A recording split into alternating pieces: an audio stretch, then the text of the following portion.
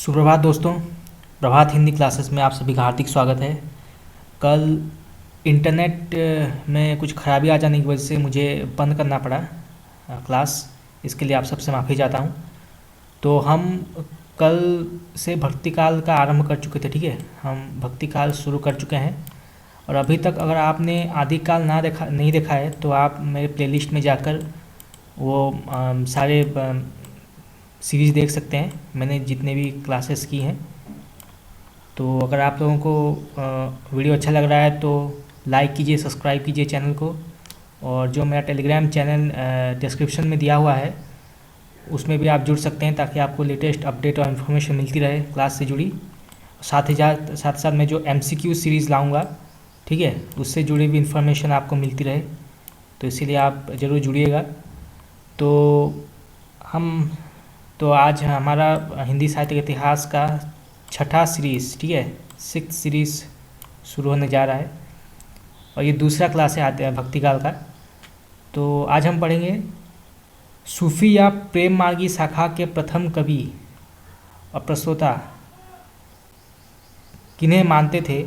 जो विद्वान थे वो किन किन को प्रथम रचनाकार मानते थे सूफी या प्रेम मार्ग की शाखा से जुड़ा।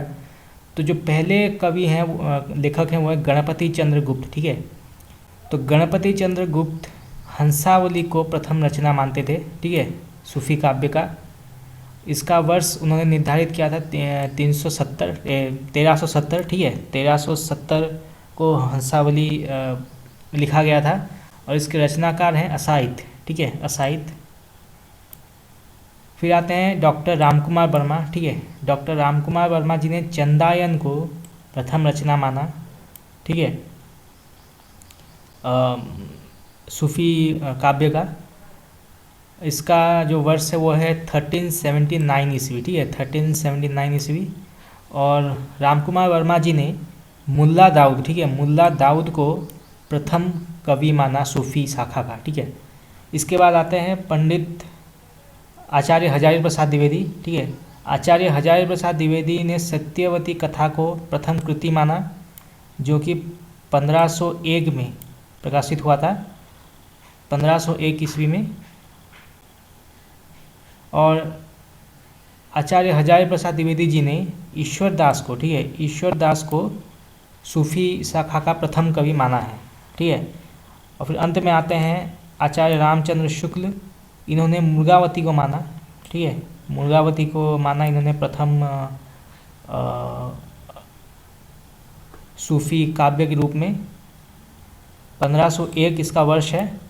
और इन्होंने कुतुम्बन को, ठीक है, कुतुम्बन बहुत इंपॉर्टेंट है, कुतुम्बन को सूफी शाखा का प्रथम कवि इन्होंने माना, ठीक है। तो असाहितकृत हंसावली का रचना स्रोत विक्रम बेताल की कथा है, ठीक है। तो जो असाहित द्वारा कृत हंसावली है इसमें विक्रम बेताल, ठीक है, आप सबने पढ़ा होगा कभी विक्रम बेताल, इसकी कथा पर आधारित है हंसावली, ठीक है। इसका रचना स्रोत विक्रम बेताल की कथा है। इसमें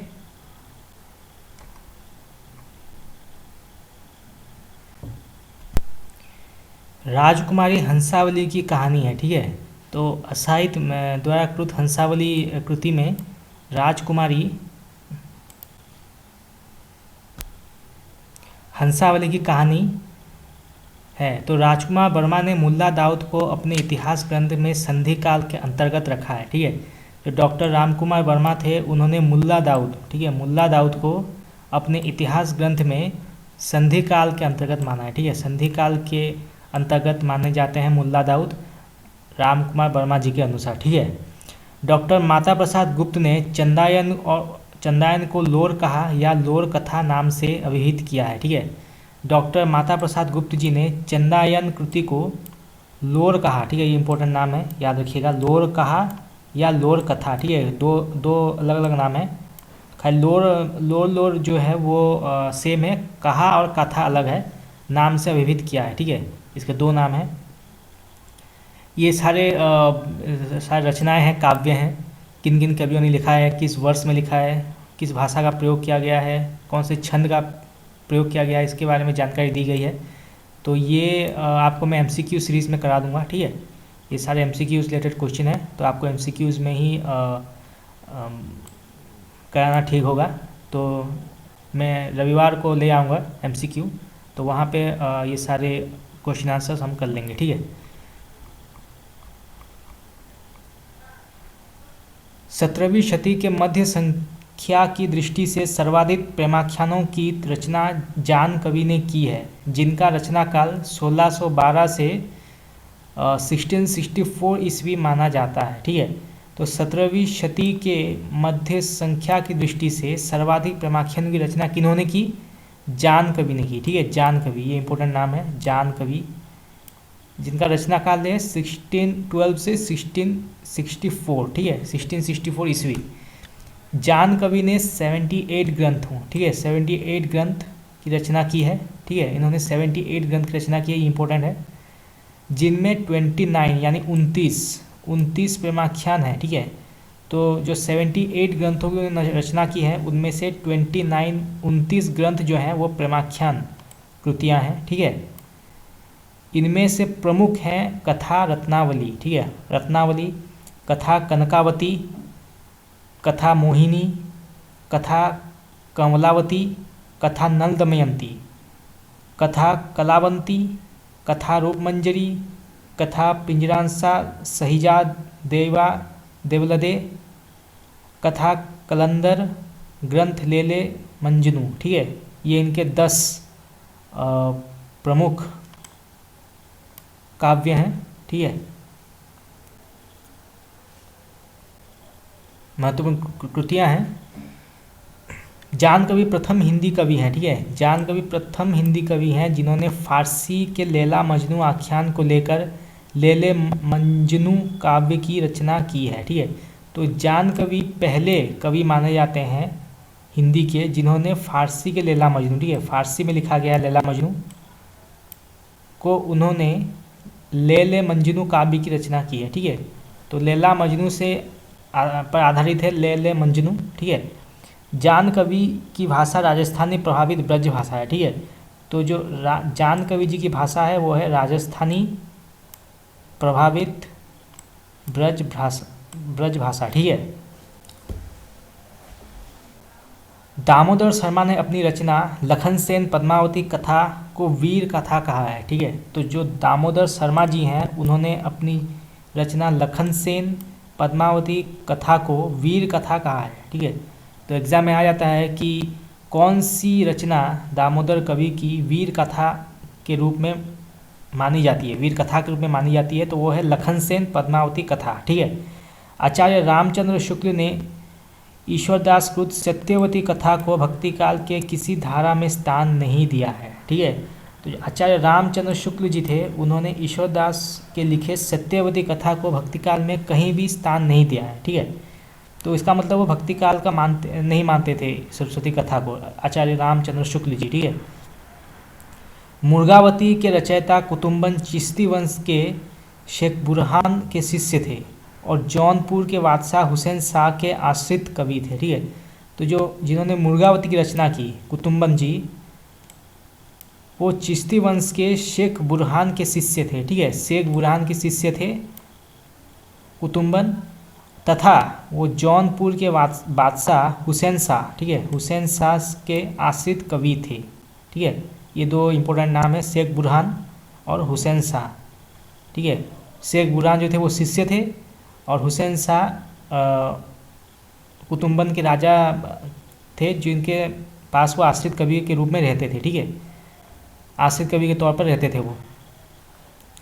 मुर्गावती में चंद्रनगर के गणपति देव के राजकुमार और कंचनपुर की रानी रूपमुरारी की कन्या मुर्गावती की प्रेम कथा का वर्णन है। तो मुर्गावती कृति में चंद्रनगर के गणपति देव के राजकुमार, ठीक है, चंद्रनगर के गणपति देव के राजकुमार और कंचनपुर की रानी रूपमुरारी की कन्या, ठीक है, रूपमुरारी की कन्या मुर्गावती की प्रेम कथा है, ठीक है। मंझनकृत मधुमालती हिंदी का प्रथम प्रेमाख्यान काव्य है जिसमें बहुपत्नीवाद का सर्वथा अभाव है, ठीक है।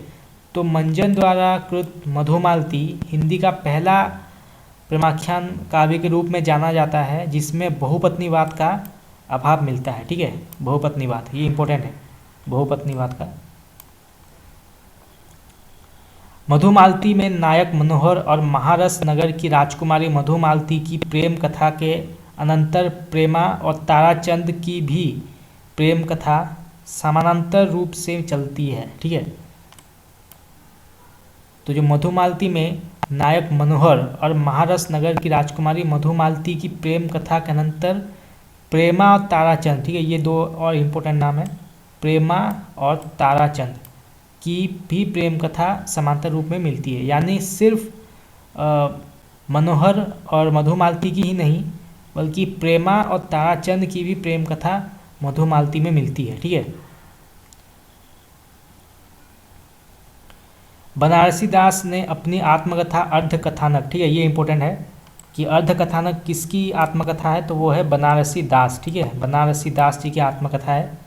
मैं दो प्रेमाख्यान मुर्गावती और मधुमालती का उल्लेख किया है। ठीक है, तो जो बनारसी दास जैन हैं उनकी आत्मकथा अर्धकथानक में दो प्रेमाख्यान की चर्चा की गई है, एक है मुर्गावती और दूसरा है मधुमालती। ठीक है, और इससे जुड़ी उन्होंने पंक्तियाँ कही हैं, तब घर में बैठे रहें नाहिन हाट बाजार, मधुमालती मुर्गावती पोथी दोए उचार। ठीक है, ये इम्पोर्टेंट पंक्ति है, अर्थकथानक में ये लिखा गया है। सन 1643 संवत 1700 में दक्षिण के शायर नसरती ने मधुमालती के आधार पर दक्षिणी उर्दू में गुलशन इश्क के नाम से एक प्रेम कथा लिखी। ठीक है, तो जो दक्षिण के शायर थे नसरती, ठीक है, ये इंपॉर्टेंट नाम है, नसरती ने मधुमालती के आधार पर दक्षिणी उर्दू, ठीक है, दक्षिणी उर्दू भाषा में गुलशन इश्क नाम से प्रेम कथा लिखी। ठीक है, कब? संवत 1700। ठीक है, जायसी कृत पद्मावती में कुल 57 खंड हैं और इनका प्रिय अलंकार उत्प्रेक्षा है। ठीक है, आप सबने पढ़ा होगा पद्मावत मलिक मोहम्मद जायसी जी ने लिखा है। तो पद्मावत में कुल 57 खंड हैं। ठीक है, कितने खंड हैं? 57 खंड। एग्जाम के लिए इंपॉर्टेंट है ये 57। और इसका जो अलंकार है वो उत्प्रेक्षा। ठीक है, इसका प्रिय अलंकार उत्प्रेक्षा है। मलिक मोहम्मद जायसी ने अपने पूर्व लिखे गए 4 प्रेमाख्यानों का उल्लेख किया है। ठीक है, तो जो मलिक मोहम्मद जायसी जी हैं उन्होंने अपने पूर्व लिखे गए 4 प्रेमाख्यानों का उल्लेख इस प्रकार किया है। वो है मधुमालती, ठीक है, उन्होंने उल्लेख किया है मधुमालती का। उसके बाद मुर्गावती का भी उन्होंने उल्लेख किया है, मुग्धावती का भी उल्लेख किया है और अंत में प्रेमावती। ठीक है, ये 4 नाम उन्होंने उल्लेख किए हैं। जायसी प्रसिद्ध सूफी फ़कीर शेख मोहिदी, ठीक है, मुहिउद्दीन के शिष्य थे और शेर शाह के समकालीन कवि थे तथा अमेठी के निकट जायस में रहते थे। ठीक है, तो जो मलिक मोहम्मद जायसी जी थे वो प्रसिद्ध सूफी फ़कीर शेख मोहिदी, ठीक है, ये इंपॉर्टेंट नाम है, शेख मोहिदी, यही एग्जाम में आता है। ठीक है, शेख मोहिदी ही आता है। शेख मोहिदी के शिष्य थे, वो शेख मोहिदी के शिष्य थे मलिक मोहम्मद जायसी। और शेर शाह, ठीक है, शेर शाह के समकालीन कवि थे। कौन? मलिक मोहम्मद जायसी। तथा अमेठी के निकट जायस में रहते थे। कहाँ रहते थे? जायस में। अमेठी के पास एक जगह है जायस, वहाँ रहते थे, इसलिए उनका नाम भी जायसी पड़ा। ठीक है, जायसी द्वारा रचित महत्वपूर्ण ग्रंथ इस प्रकार हैं, बहुत ही महत्वपूर्ण है ये जायसी के ग्रंथ, एग्जाम में आते हैं। तो जो पहला नाम आता है वो पद्मावत। ठीक है, पद्मावत, इसमें नागमती, पद्मावती और रतन सेन की प्रेम कहानी है। ठीक है, नागमती, पद्मावती और रतन सेन की प्रेम कहानी है पद्मावत में। ठीक है,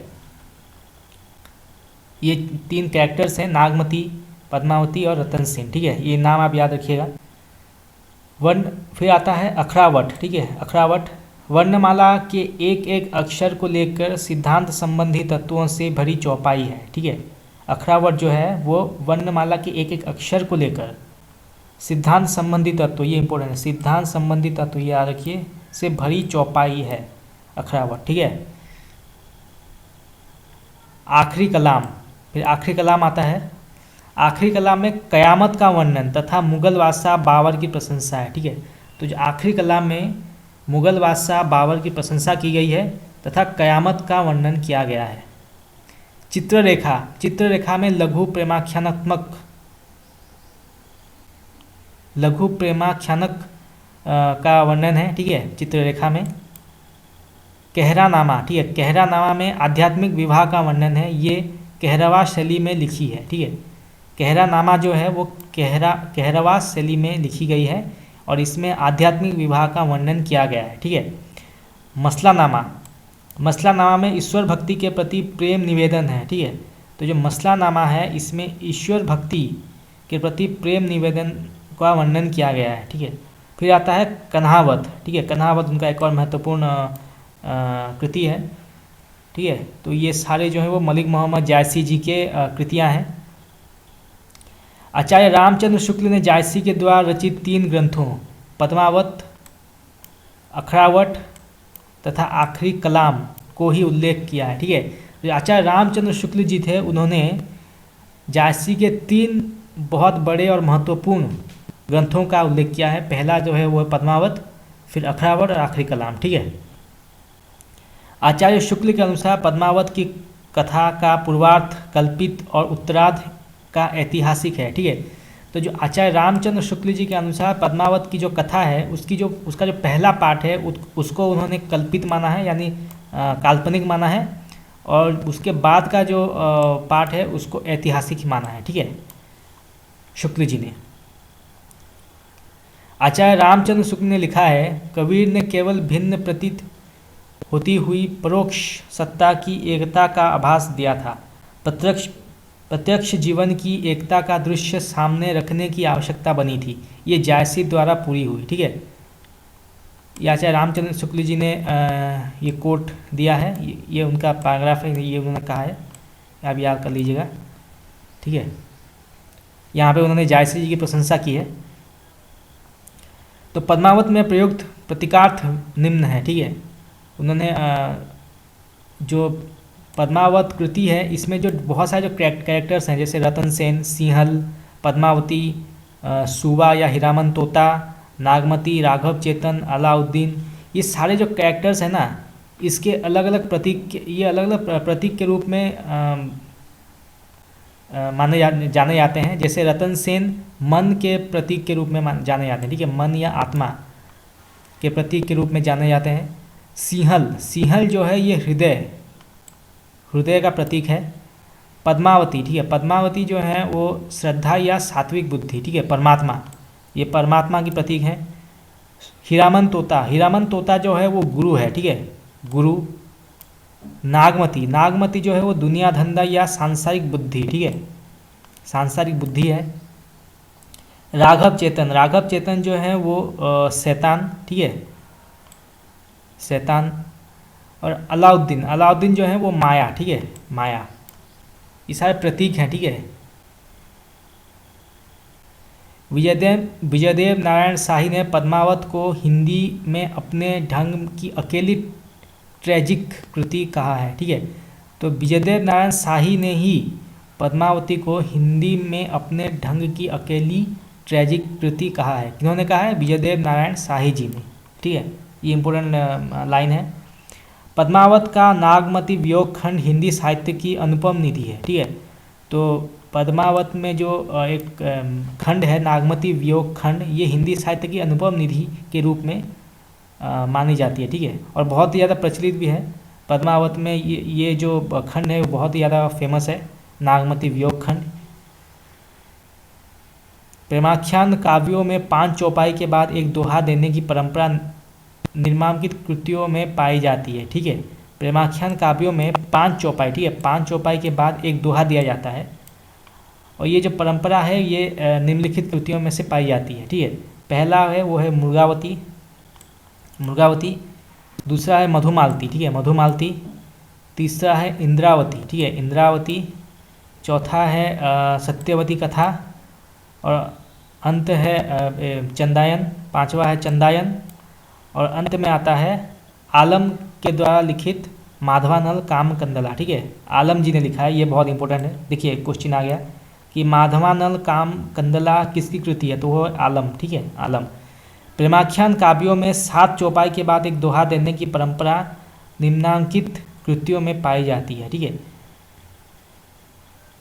तो फिर आता है, पहले था 5 चौपाई, ठीक है, 5 चौपाई, अब आता है 7 चौपाई, ठीक है। 7 चौपाई के बाद एक दोहा दिया गया और वो इन दोहों इन ग्रंथों में दिया गया है, ठीक है, इन कृतियों में दिया गया है। पहला है पद्मावत और दूसरा है चित्रावली, ठीक है। पद्मावत और चित्रावली में 7 चौपाई के बाद एक दोहा दिया जाता है, ठीक है, और ये दोनों जो है वो प्रेमाख्यान काव्य हैं, ठीक है। सूफी कवि उस्मान चिश्ती वंश परंपरा में हाजी बाबा के शिष्य थे और बादशाह जहांगीर के समकालीन थे, ठीक है। जो सूफी कवि उस्मान चिश्ती थे वो हाजी बाबा, ठीक है, हाजी बाबा इंपॉर्टेंट नाम आ गया, हाजी बाबा के शिष्य थे और बादशाह जहांगीर के समकालीन थे उस्मान, ठीक है। जो हाजी बाबा थे वो चिश्ती वंश परंपरा के शिष्य थे। हाजी बाबा जो थे वो उस्मान के गुरु थे, ठीक है। उस्मान कृत चित्रावली में नेपाल के राजकुमार सुजान और रूपनगर की राजकुमारी चित्रावली की प्रेम कथा का वर्णन है, ठीक है। तो जो उस्मान ने चित्रावली की रचना की उसमें नेपाल की राजकुमार, ठीक है, नेपाल के राजकुमार सुजान और रूपनगर, ठीक है, रूपनगर की राजकुमारी चित्रावली के प्रेम कथा का वर्णन दिया गया है, ठीक है। सुजान और चित्रावली, ये दोनों नाम याद रखिए आप, दोनों कैरेक्टर्स हैं चित्रावली में। चित्रावली में अंग्रेजों के द्वीप का भी वर्णन किया गया है, ठीक है। तो चित्रावली काव्य में, कृति में अंग्रेजों के द्वीप का भी वर्णन दिया गया है। नूर मोहम्मद दिल्ली के बादशाह मोहम्मद शाह के समकालीन थे, ठीक है। जो नूर मोहम्मद थे वो दिल्ली के उस समय के बादशाह मोहम्मद शाह, ठीक है, उसके समकालीन थे। नूर मोहम्मद ने फारसी भाषा में राजतुल हकायक नामक ग्रंथ की रचना की। तो एक क्वेश्चन आ जाता है कि राजतुल हकायक की रचना किसने की, तो वो है नूर मोहम्मद, ठीक है, नूर मोहम्मद जी ने रचना की। किस भाषा में की, फारसी भाषा में, ठीक है, फारसी भाषा में उन्होंने राजतुल हकायक की रचना की, ठीक है, सॉरी मैं राजतुल बोल रहा हूँ, रौजतुल हकायक की रचना की उन्होंने फारसी भाषा में। किन्होंने की, नूर मोहम्मद जी ने की, ठीक है।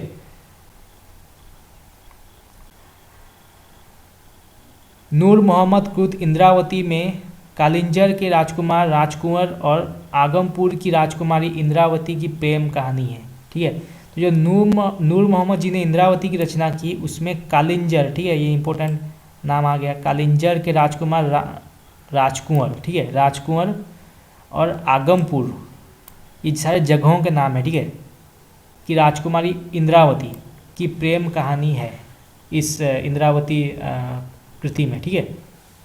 तो सारे कैरेक्टर्स के नाम आपको याद करने हैं क्योंकि एग्जाम में आ जाते हैं ये। आचार्य शुक्ल ने नूर मोहम्मद कृत अनुराग बांसुरी, ठीक है, ये एक और इम्पोर्टेंट क्वेश्चन है कि अनुराग बांसुरी की रचना किन्होंने की, नूर मोहम्मद जी ने की, ठीक है, कि निम्न विशेषताओं का उल्लेख किया है, ठीक है। आचार्य रामचंद्र शुक्ल जी ने नूर मोहम्मद के द्वारा रचित अनुराग बांसुरी को लेकर विभिन्न मत प्रकट किए हैं। तो पहला है, इसकी भाषा जो है सूफी रचनाओं से बहुत अधिक संस्कृत गर्भित है, ठीक है। तो जो अनुराग बांसुरी हैं वो सूफी रचनाओं से बहुत अधिक संस्कृत गर्भित है, ठीक है। हिंदी भाषा के प्रति मुसलमानों का भाव, ठीक है, तो जो हिंदी भाषा के प्रति मुसलमानों का भाव था वो है अनुराग बांसुरी में, ठीक है। शरीर, जीवात्मा और मनोवृत्तियों को लेकर पूरा अध्यवस्थित रूपक, ठीक है, खड़ा करके कहानी बांधी है, किसमें, अनुराग बांसुरी में, ठीक है। चौपाइयों के बीच बीच में इन्होंने दोहे न लिखकर बरवे रखे हैं, ठीक है। तो जो नूर मोहम्मद जी हैं उन्होंने अनुराग बांसुरी में बीच बीच में, चौपाइयों के बीच बीच में उन्होंने दोहे नहीं लिखे बल्कि बरवे लिखे हैं, ये इंपॉर्टेंट है, ठीक है, बरवे, उन्होंने बरवे लिखे हैं। मुसलमान आचार्य रामचंद्र शुक्ल ने नूर मोहम्मद कृत इंद्रावती को सूफी आख्यान काव्य की अखंडित परंपरा की समाप्ति माना है, ठीक है। तो आचार्य रामचंद्र शुक्ल ने नूर मोहम्मद कृत इंद्रावती को सूफी आख्यान काव्यों की अखंडित परंपरा की समाप्ति के रूप में स्वीकार किया है। ठीक है, आचार्य रामचंद्र शुक्ल ने सूफी या प्रेम मार्गी शाखा का एकमात्र हिंदू कवि सूरदास नामक एक पंजाबी को माना है जो शाहजहां का समकालीन था तथा नल दमयंती नामक प्रेम कथा लिखी। ठीक है, तो आचार्य रामचंद्र शुक्ल जी ने सूफी का एकमात्र हिंदू कवि सूरदास को माना। ठीक है, सूरदास नामक एक व्यक्ति था, एक कवि था जो प्रेम मार्ग की शाखा का अकेला हिंदू कवि था। ठीक है, सूरदास मतलब वो भक्तिकाल, वो सगुण भक्ति के सगुण काव्यधारा के सूरदास नहीं, ये अलग सूरदास हैं। ठीक है, वो पहले हिंदू एकमात्र हिंदू कवि थे। ठीक है, सूफी शाखा में, और वो एक पंजाबी थे। ठीक है, पंजाबी थे जो शाहजहां के समकालीन थे। ठीक है, वो सूरदास कवि जो थे वो शाहजहां के समकालीन थे तथा उन्होंने नल दमयंती, ठीक है, नल दमयंती नामक एक प्रेम कथा लिखी। ठीक है, बहुत ही इम्पोर्टेंट क्वेश्चन है ये। ठीक है, महत्वपूर्ण प्रेमाख्यान काव्यों और उसके नायक नायिका निम्न है। ये आ गया एक और इम्पोर्टेंट कोड। तो इसमें जो है वो जो कृतियां हैं, महत्वपूर्ण प्रेमाख्यान कृतियां हैं, उनके जो नायक नायिका हैं इसके बारे में प्रकाश डाला गया है। ठीक है, तो जो चंदायन है, चंदायन किन्होंने लिखा था? मुल्ला दाऊद जी ने लिखा था। ठीक है, तो चंदायन में जो नायक हैं वो लोर हैं। ठीक है, लोर और चंदा। ठीक है, चंदा, ये दोनों कैरेक्टर्स हैं।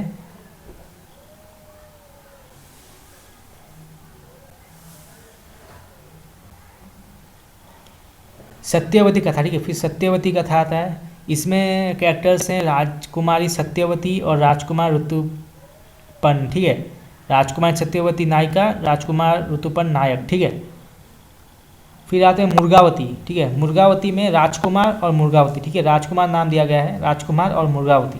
ठीक है, ये नायक नायिका है। पद्मावत, पद्मावत में रतन सेन। ठीक है, रतन सेन नायक, पद्मावती और पत्नी नागमती। ठीक है, पत्नी रतन सेन की पत्नी नागमती, ये तीनों कैरेक्टर्स हैं। ठीक है, पद्मावत में जो जायसी द्वारा लिखी गई है। मधुमालती, मधुमालती में मधुमालती, मनोहर और प्रेम ताराचंद। ठीक है, ये दो चारों कैरेक्टर्स हैं। ठीक है, और ये मधुमालती, मनोहर ये नायक नायिका हैं तथा प्रेमा और ताराचंद ये भी नायक नायिका हैं मधुमालती में। ठीक है, तो चार कैरेक्टर्स हैं। ये तो ये एक दूसरे से प्रेम करते थे। ठीक है, माधवानल कामकंदला, इसमें कामकंदला और माधव। ठीक है, कामकंदला नायिका, माधव नायक। ठीक है, ये दो कैरेक्टर्स हैं। रूप मंजरी। ठीक है, रूप मंजरी, विवाहिता रूप मंजरी, कृष्ण। ठीक है, ये दो नाम दिए गए हैं रूप मंजरी कृति में। रतन सेन, रतन सेन में रंभा और सोमा, ये दो कैरेक्टर्स हैं। ठीक है, इसके बाद सारी पंक्तियां हैं सूफ़ी कवियों के, ये कुतुम्बन के हैं, मंझन के हैं। ठीक है, इसके बाद मलिक मोहम्मद जायसी, बहुत इंपॉर्टेंट। विक्रम धसा, प्रेम के 12, सपनावती, कहाँ गयो पतारा। ठीक है, ये सारे इम्पोर्टेंट पंक्तियां हैं। तो ये सारा हम मल्टीपल चॉइस में करा देंगे। ठीक है, सारे मल्टीपल चॉइस में हम करा देंगे। तो आप देखते रहिएगा, चैनल को सब्सक्राइब कीजिएगा। ठीक है, सब्सक्राइब कीजिएगा चैनल को ताकि आपको अपडेट मिलती रहे एमसीक्यूज़ से जुड़ी, क्योंकि मैं एमसीक्यूज़ लाता रहूँगा। ठीक है, हर रविवार को मैं एमसीक्यूज़ लाता रहूँगा, तो आपको जुड़ना है। ये सारी इतनी सारी पंक्तियाँ हैं। ठीक है,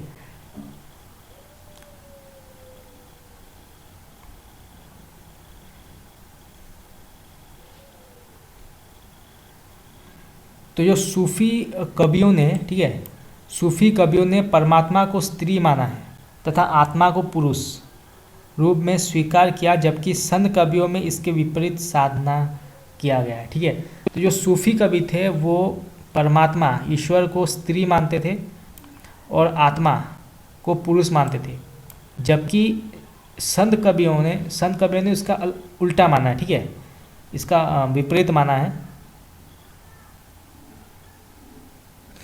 सूफ़ी कवियों की प्रेम पद्धति में इश्क मजाजी, ठीक है, जिसे लौकिक प्रेम कहा जाता है आम भाषा में, से इश्क हकीकी अलौकिक प्रेम तक पहुंचने की कोशिश की है। ठीक है, लौकिक प्रेम से अलौकिक प्रेम तक पहुंचने की कोशिश की है सूफ़ी कवियों ने अपने प्रेम पद्धति के द्वारा, ठीक है।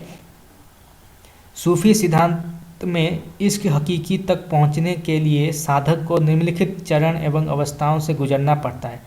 तो जो सूफी सिद्धांत में इश्क हकीकी, ठीक है, इश्क हकीकी यानी अलौकिक प्रेम तक पहुंचने के लिए बहुत सारे चरणों का गुजरना पड़ता है, बहुत सारे चरणों का अवस्थाओं का सामना करना पड़ता है, ठीक है।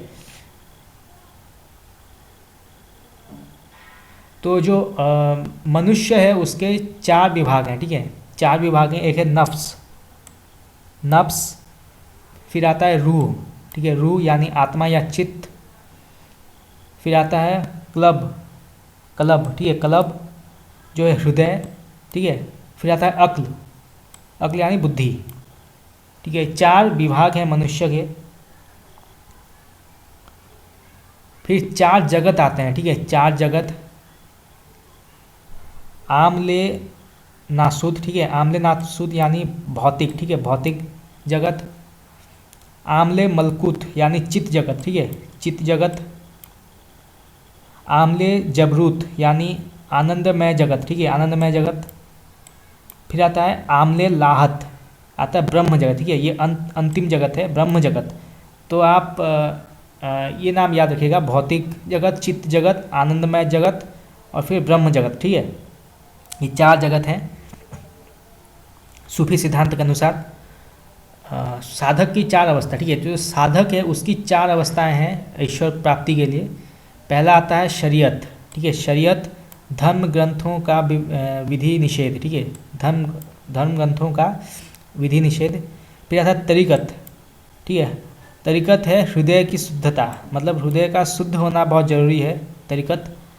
फिर आता है हकीकत, ठीक है, हकीकत यानी भक्ति उपासना से सत्यबोध, ठीक है, भक्ति उपासना करना चाहिए हकीकत में।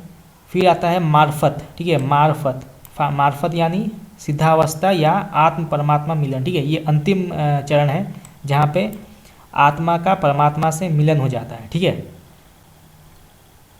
ये सारे स्टेज हैं, शरीयत, तरीकत, हकीकत, मार्फत, ये एग्ज़ाम में आ जाता है, ठीक है। अंतिम, जैसे अंतिम चरण कौन सा है तो मार्फत, ठीक है, तीसरा चरण कौन सा है यानी हकीकत, दूसरा चरण तरीकत और फिर पहला चरण है शरीयत, ठीक है।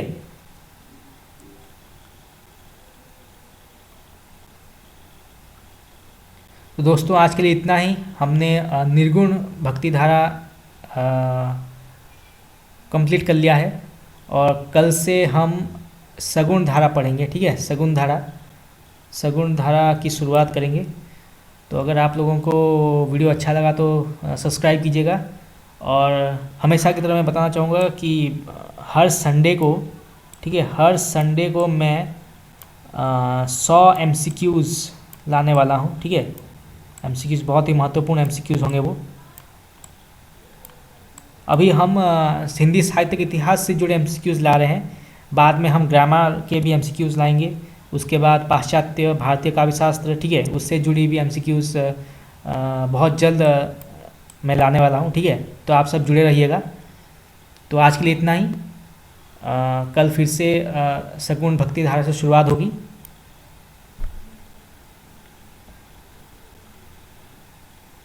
बहुत बहुत धन्यवाद।